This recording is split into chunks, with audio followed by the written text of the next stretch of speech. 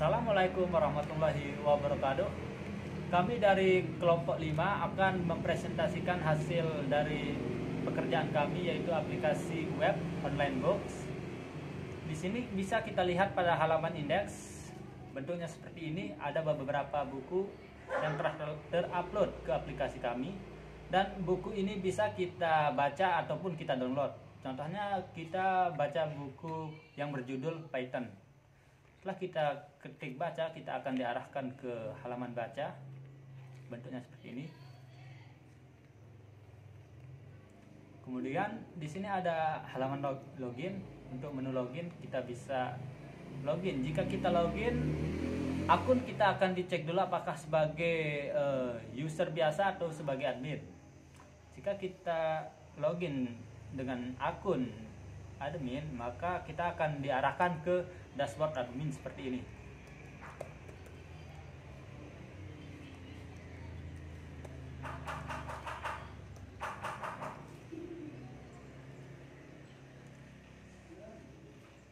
Dashboard admin dari aplikasi kami bentuknya seperti ini. Ada menu bagan dan informasi-informasi lainnya. Oh ya teman-teman, di sini kami menggunakan bahasa Python dan frameworknya Django. Dan untuk tampilannya kami menggunakan framework Bootstrap, dan tambahan untuk fontnya namanya font Awisom. Kawan-kawan bisa kunjungi link-link atau apa yang dibutuhkan dalam aplikasi ini bisa dilihat di deskripsi kawan-kawan ya.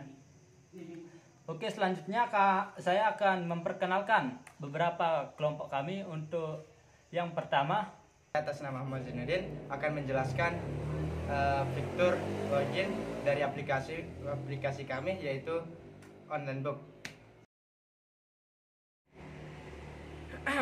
Perkenalkan, nama saya Sofyan Haryadi. Di sini saya akan menjelaskan bagian registrasi dari aplikasi online book. Saya Nur Hidayati, saya akan menjelaskan tampilan utama dari aplikasi yang kami buat, yaitu online book.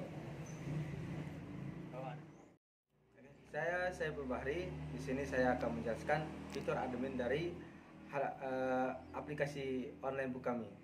Dan pastinya teman-teman penasaran dengan aplikasi kami gimana. Nah, langsung saja kita ke pembahasan. Ya, di sini saya akan melanjutkan penjelasan codingan dari teman-teman saya. Di sini saya akan menjelaskan bagian registrasi. Nah, di sini tampilan registrasi saya seperti ini. Registrasi ini maksudnya adalah untuk membuat email. Nah, seperti membuat akun, maksud saya itu membuat akun. Nah, di sini seperti ginilah. Seandainya kita membuat akun Saiful Bahri. Nama kita gunakan Saiful Bahri, email dan username ini kita juga namakan Saiful. Password Saiful.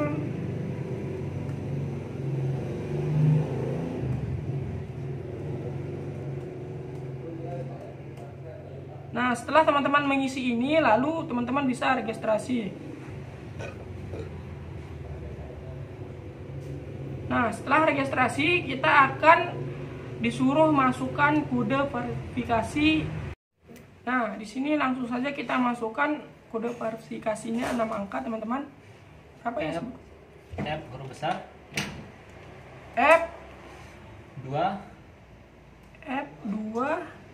C 1 0 D. Nah, setelah teman-teman memasukkan, langsung bisa.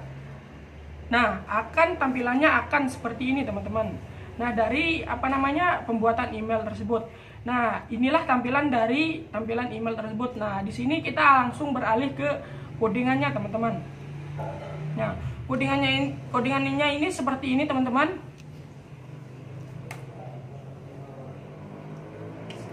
Register ini, teman-teman, ini adalah tampilannya, teman-teman.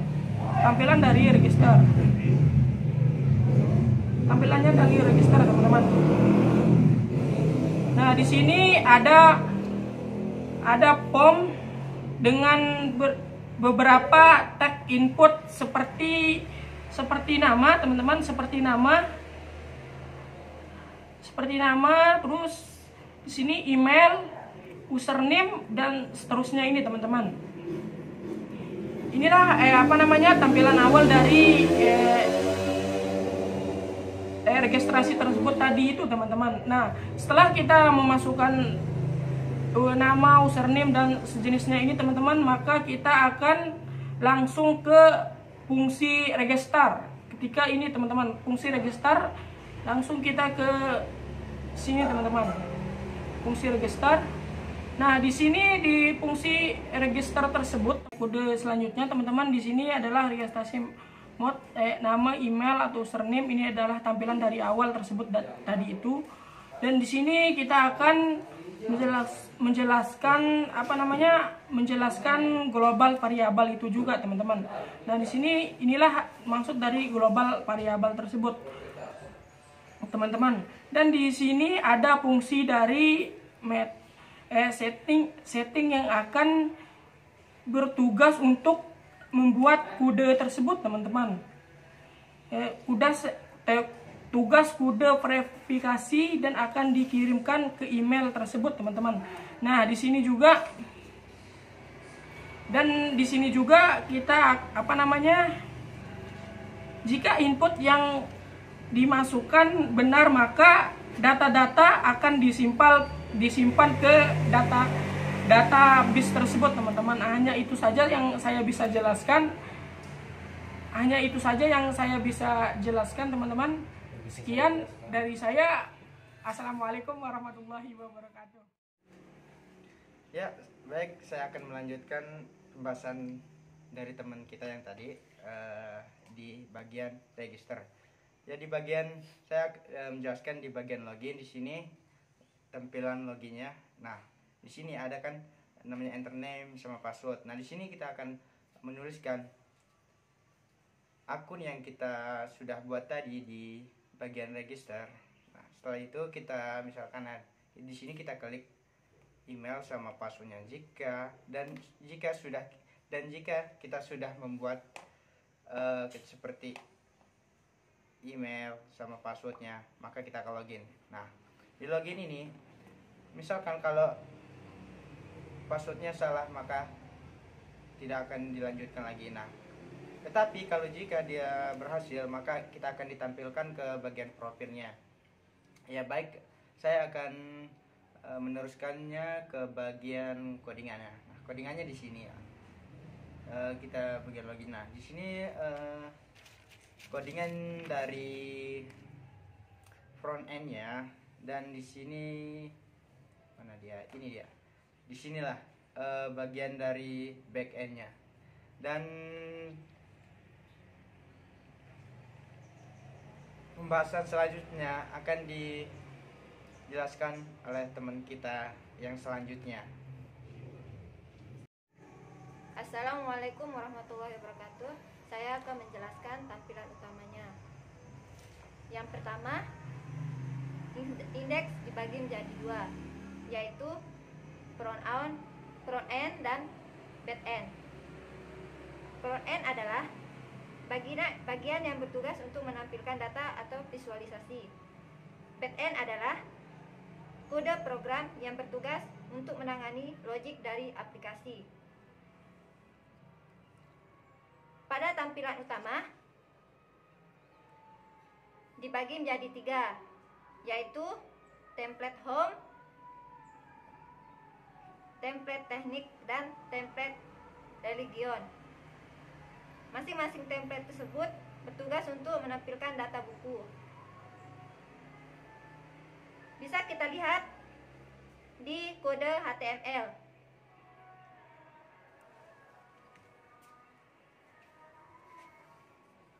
Kita akan melooping class card HTML dan akan menampilkan data kategori yang ini.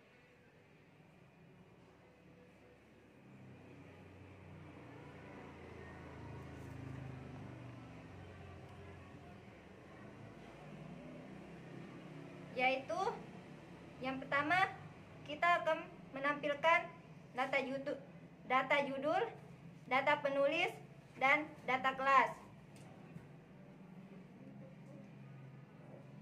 Jadi, kita memiliki tombol baca yang ini. Tombol bacanya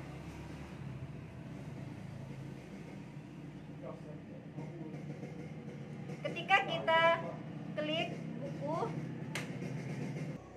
yaitu tanda baca ini mengarahkan kita untuk membuka buku tersebut.